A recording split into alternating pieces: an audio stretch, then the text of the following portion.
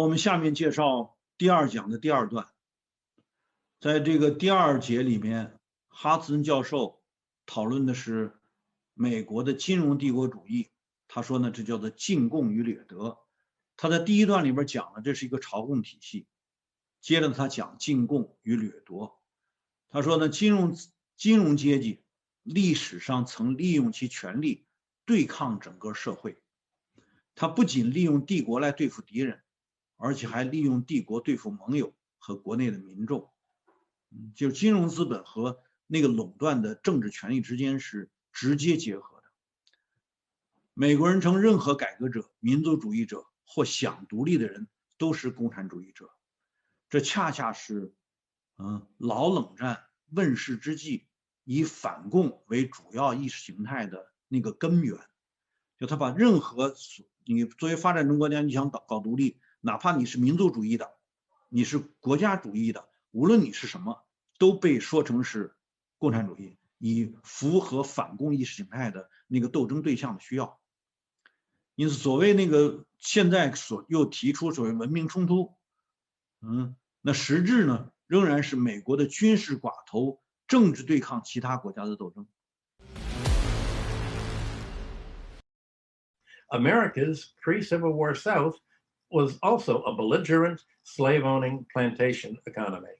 And while Sparta relied on neighboring Perioki towns to produce its handicraft, America's South relied on England for its industry.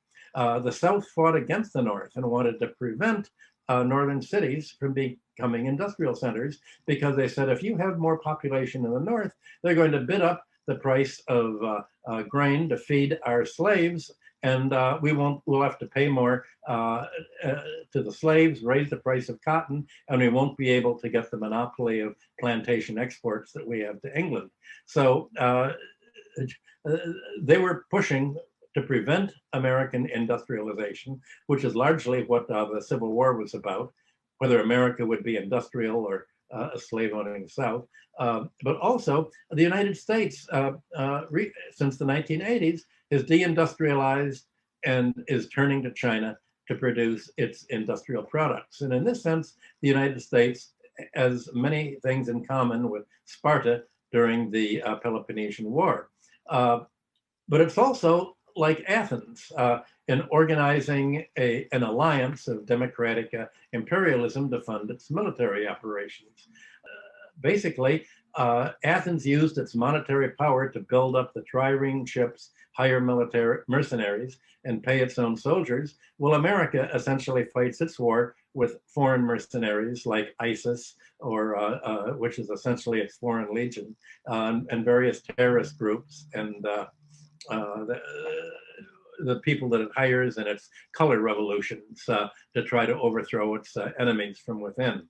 So if you look back at the Greek struggle between militarized Sparta and the more commercialized Athenian economy, neither the Spartan South nor the Athenian North provide a positive model. We're not dealing with a simple conflict between good and evil.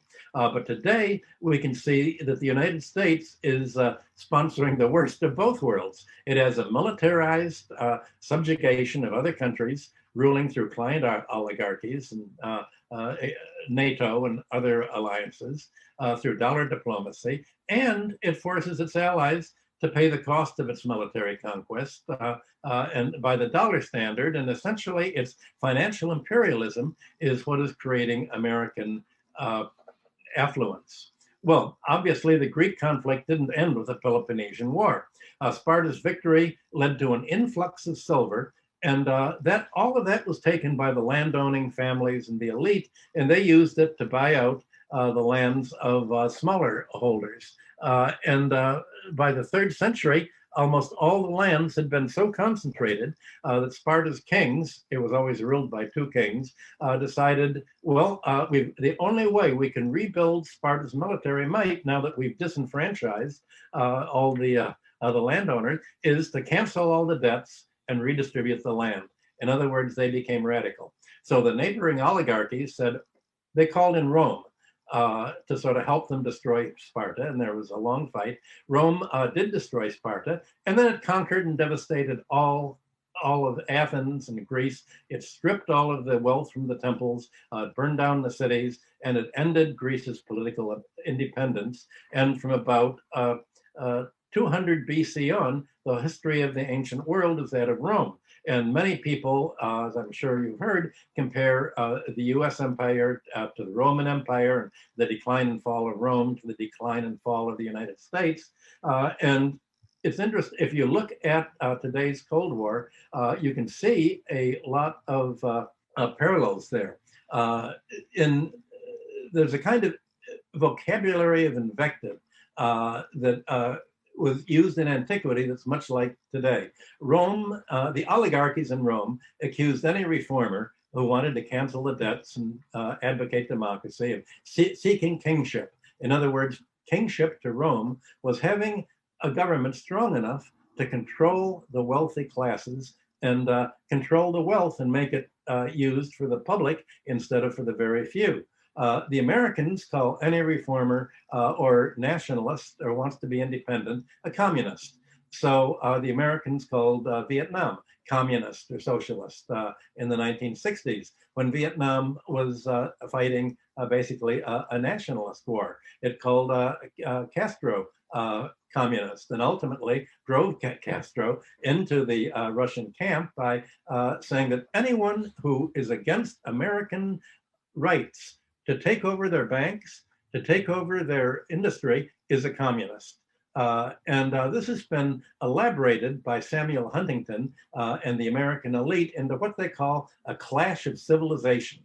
And in practice, it's a clash of civilization against socialist countries, that they say, that are trying to defend their economies from foreign exploitation. The civilization is America's financialized democratic imperialism.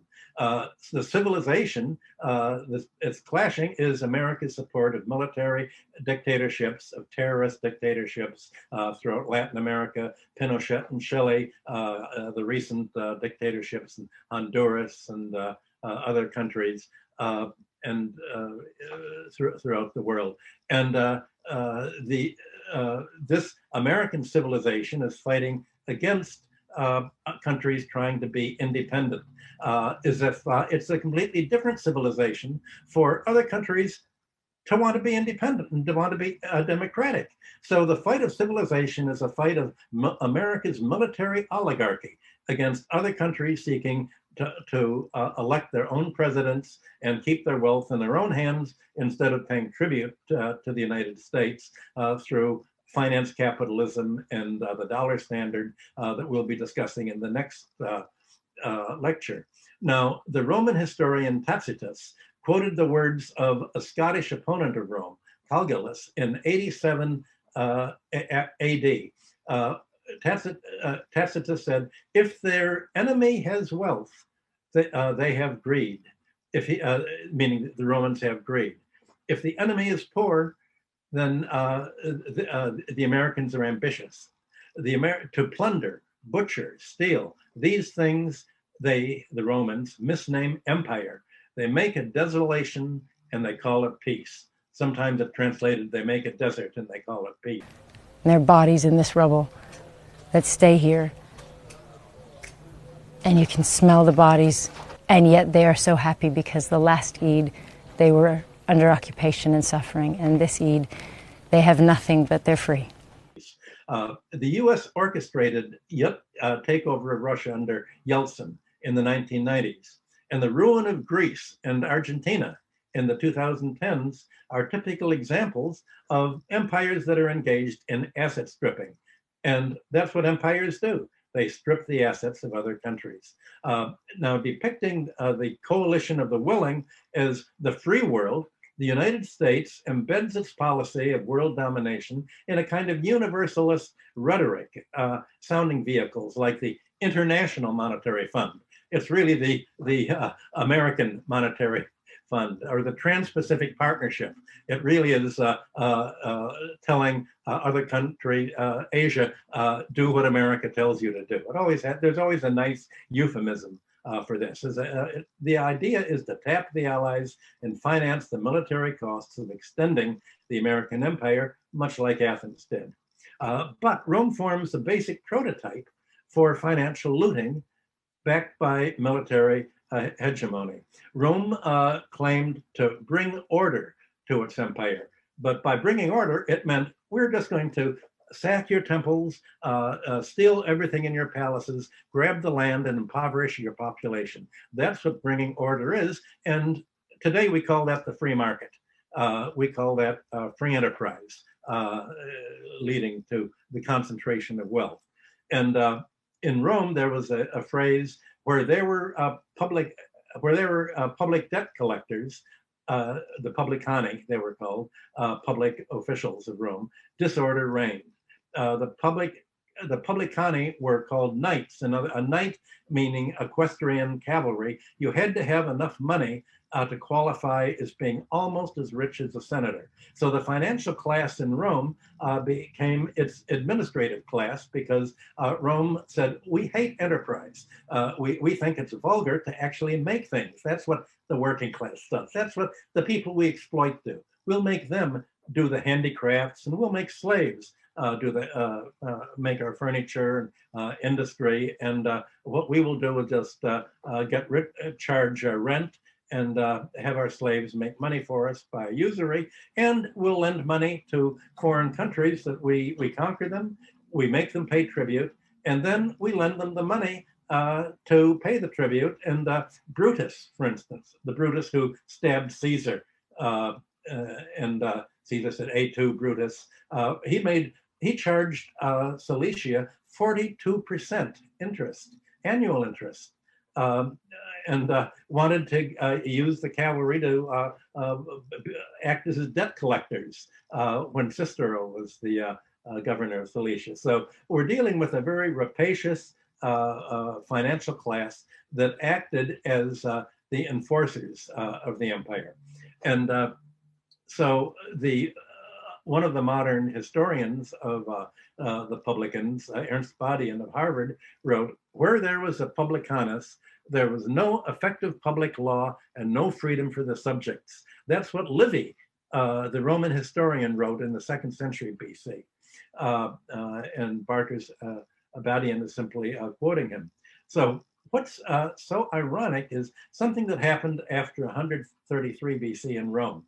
The two reformers, Tiberius and Gaius Gracchus, ended up being murdered, had said, the Senate is so corrupt, we've got to have someone who will man the courts and overcome the corruption of the Senate. And let's have the publicans, the financial class, act as the jury class, and he puts them in charge of the juries, thinking that they would somehow be more fair. And the hope always has been that financial managers may work honestly and benefit the public. And that assumption has always been fallacious. In practice, the publicans and their fellow creditors enrich themselves by lending Roman provinces the money to pay the taxes and then charging enormous interest rates and grabbing tax-exempt property of the temples, private property, grabbing whatever they could, including artworks that people would have, and especially grabbing attractive women who the daughters of the rulers of the Roman administrators wanted. I mean, that's the whole history of Rome, is filled with melodramatic stories of such abuses that are about as bad as the abuses that you find the Americans doing in Abu Ghraib and other places today. So the moral of looking at history is that the financial class historically has used its power against society at large. And it uses empires, not only against enemies, but against allies and against the domestic population. And in the end, Rome's domestic debt burden led to constant civil warfare, 5 centuries of civil warfare urging a debt cancellation and land redistribution. And in the end, Pliny, the Roman historian and naturalist, said that latifundia, the large landed estates, are the ruin of Rome. And Rome collapsed into feudalism and brought in a dark age. And that is what happens when you have a world empire, or at least an empire large enough to absorb most of the world. It brings on a dark age. And that's what makes today's fight, the clash of civilization between the American empire and other countries, so important.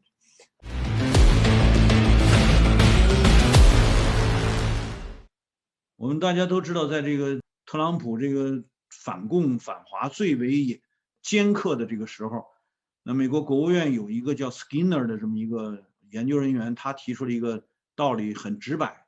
他说，当年我们跟苏联搞冷战对抗的时候，那苏联所信仰的马克思主义仍然是西方思想体系中的自由主义的激进部分，它只不过是比较激进而已，但它仍然属于我们的自由主义思想体系。他说，当冷战结束，我们跟俄国的斗争，那俄国人仍然是我们这个高加索的斯拉夫民族，他是我们白人大家庭的一员，我们之间仍然是可以调整的。也就是说，这个矛盾不是非得你死我活的，因为他也是我们白人大家庭，这就是文明冲突论的一个进一步了，变成种族冲突论了。接着人家说，当中国崛起，那它是一个东方文化，这个东方的这个文化是我们不了解的。那我们因为不了解，我们也不知道它的整个历史到底是怎么回事，所以我们不能让这种文明成为世界的主导。因此跟他们之间，那当然就是按他这个说法来解释的话，那就是不能容忍的，就是不共戴天的。所以所谓文明冲突的实质仍然是美国就是特朗普也说了，就是在白宫的办公室里边没有任何选项是不可以采取的，包括军事选项。所以就是美国军事寡头政治对抗其他国家的斗争啊，无论你说你和平，你说你和平发展，你不崛起那也不行。所以在我看哈兹森教授在第一讲讲了这个所谓修昔底德陷阱的背景，那接着在第二讲里边呢，他进一步点明了实质，就是金融资本霸权一定利用他所能够控制的权力来对抗整个社会，不仅对抗敌国，也要对付盟友，甚至对付自己本国的民众。我们看到这次美国选举乱象，他们所使用的意识形态就是混乱的，你看不懂到底民主党是左翼还是共和党是左翼，因为一般都共和党自己认为自己是右翼，但人家特朗普打出的口号是什么呢？代表美国工人。请问有代表美国工人的右翼政党吗？他同时说我代表美国家庭，那就是大众了。再进一步说我代表美国梦，那这三个代表他到底是左翼的右翼的呀？那他说这个民主党是左翼的，那民主党明明白白代表的是金融资本集团的利益，他的哪个代表金融资本集团的利益的政党会是左翼的呢？所以我们看美国意识形态的这种严重的混乱，在政党政治的表达上几乎是语无伦次的。那他现在的这些冷战意识形态，特别是新冷战意识形态针对中国的这种所谓以反共来反华的这个意识形态，就更值得我们高度警惕。